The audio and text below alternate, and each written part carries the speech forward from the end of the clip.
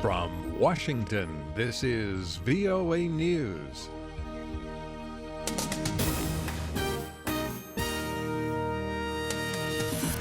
I'm David DeForest reporting the United Nations Security Council adopts new sanctions on North Korea. Wednesday's vote came in response to North Korea's latest nuclear test and long-range missile launch. As the resolution that we have adopted today underscores, virtually all of the DPRK's resources are channeled into its reckless and relentless pursuit of weapons of mass destruction. That was U.S. Ambassador Samantha Power. The new sanctions include a total arms embargo on North Korea, a mandatory inspection of all cargo in and out of the country, and a halt to the import of certain products that could be used for military purposes. The U.S. presidential candidates are focusing on the next 2 weeks when more than a dozen states and several territories will be holding primary elections or caucuses. Republican presidential candidate Ben Carson, while not formally dropping out of the race, issued a statement Wednesday admitting there is no path forward for him to the nomination. U.S. officials say American Special Operations Forces have captured a suspected Islamic State operative in Iraq. It is the first such capture since the force began conducting operations in Iraq and Syria. Officials say Americans are interrogating the detainee. The detainee is expected to be turned over to Iraqi officials in coming days.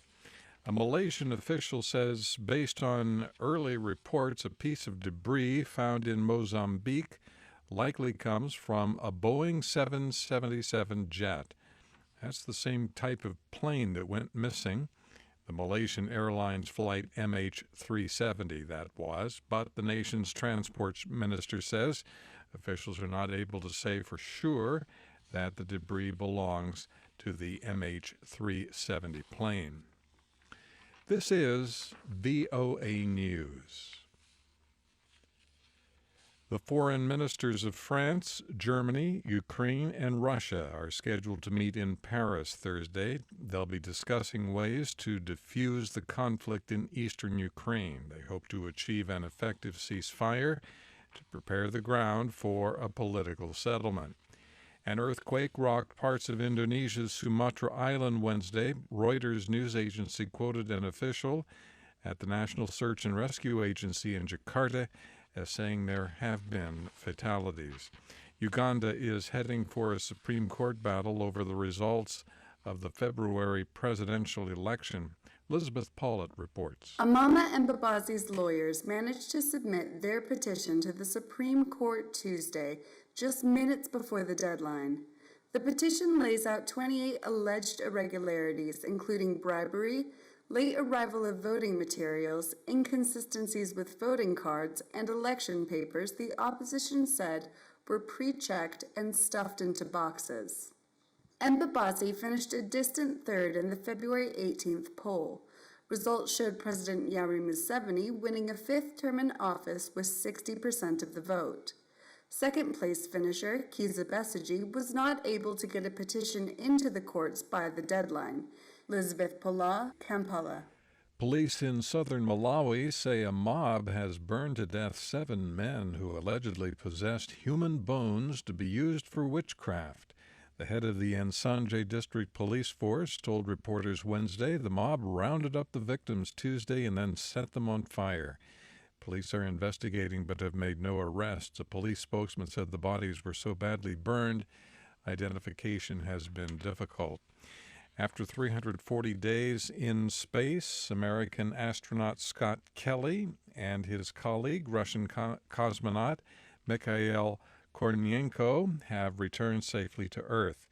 A Russian Soyuz spacecraft carrying Kelly and Kornienko and a second Russian cosmonaut, Sergei Volkov, made a soft landing in Kazakhstan Wednesday.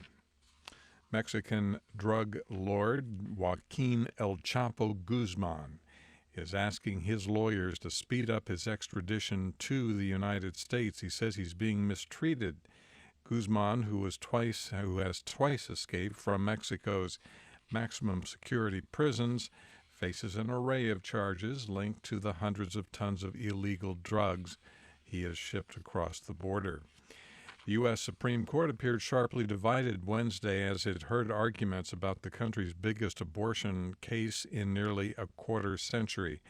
In 90 minutes of arguments, the court's four liberals signaled that they believe abortion regulations adopted by the state of Texas are an unconstitutional curb on women's rights.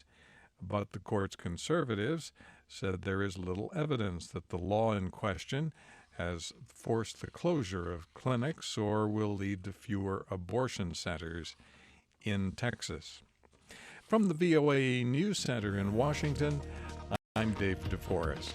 That's the latest world news from VOA.